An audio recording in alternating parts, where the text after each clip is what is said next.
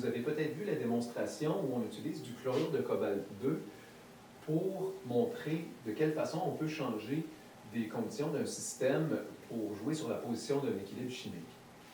Je veux vous parler plus en détail de la réaction qui est mise en jeu dans ce processus-là, dans cette démonstration-là. Donc, ce qu'on a en fait, c'est deux entités, le COCl4 2- et le COH2O6 2+, qui sont des complexes, ou plus précisément des ions complexes, où on a un métal qui est lié à ce qu'on appelle des ligands. Un ion métallique lié à ce qu'on appelle des ligands.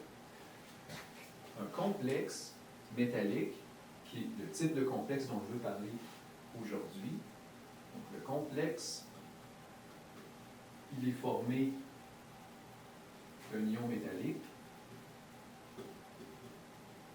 Dans mon cas ici, c'est l'ion CO2+. Et de ligands. Dans mon cas, c'est l'ion Cl-, qui, dans un cas, et dans l'autre cas, la molécule d'eau, qui sont des ligands. Qu'est-ce qui se passe entre l'ion métallique et les ligands? Bien, l'ion métallique va former une liaison covalente. Oui, une liaison covalente entre un non-métal, un atome non métallique, et un atome métallique. Donc, quand on a un complexe, quand on a un ion complexe, la différence entre les deux étant est-ce que le truc est chargé ou pas, bien, les ligands, qui sont des trucs qui ont des électrons à partager, l'ion Cl- a 4 doublés libres, la molécule d'eau a 2 doublés libres sur l'atome d'oxygène. Donc, les ligands ont des électrons à partager, ils vont partager un doublet libre, dans le cas de mes deux ligands, pour former une liaison covalente avec l'ion métallique. C'est comme ça que les complexes se forment. J'ai donné deux exemples de ligands, l'ion Cl- et la molécule d'eau. En voici d'autres. L'ammoniac, NH3, avec son doublet sur le N, peut servir de ligand. L'ion OH-, l'ion hydroxyde, avec ses doublets sur le O, peut servir de ligand. On a des ligands plus compliqués aussi. Le DTA, l'éthylène diamine tétraacétate, qui est un ligand qu'on appelle polydentate. Ça veut dire qu'il peut faire plusieurs liaisons covalentes avec le métal, l'ion métallique auquel il va se lier. Le DTA peut en faire 6. On dit que c'est un ligand hexadentate. On s'en sert pour certains titrages complexométriques.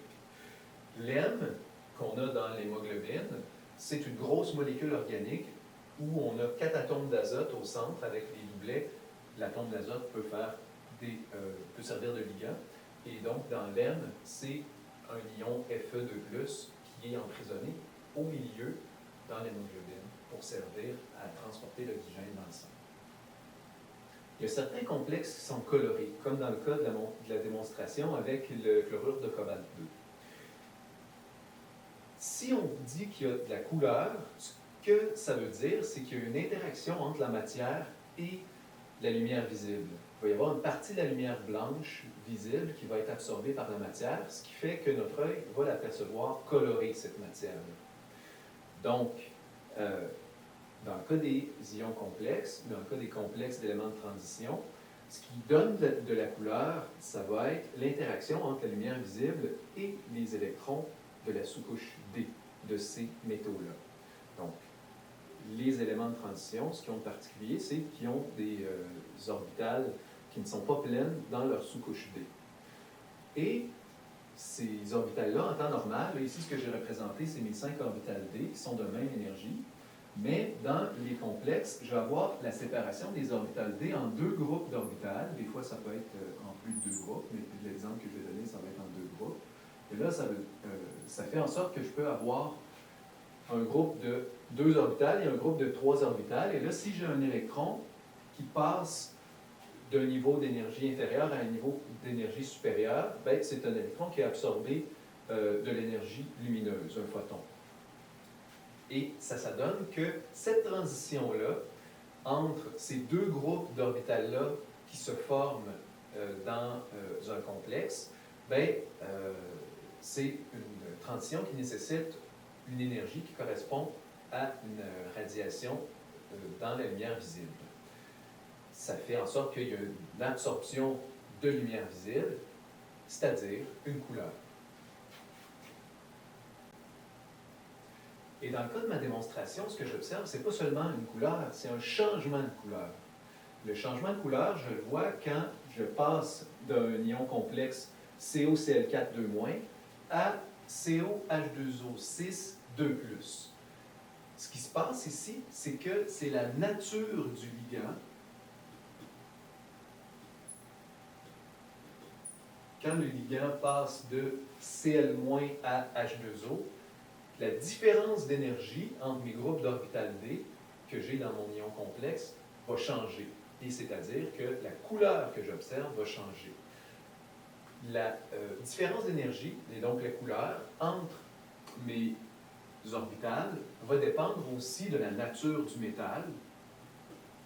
Si ce n'était pas du cobalt, mon ion 2+, c'était un ion, donc c'était un autre ion 2+, comme le Fe2+, par exemple, comme on a dans l'hémoglobine, ce ne serait pas la même couleur.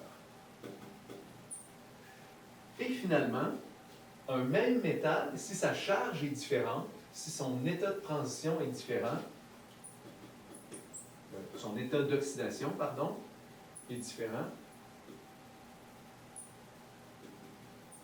Si je passe du Fe2+ au Fe3+, par exemple, la couleur du complexe ne sera pas la même. C'est ce qui se passe, par exemple, quand on a une viande qui paraît rouge quand elle est fraîche et qui devient un petit peu brunie lorsqu'elle l'est moins.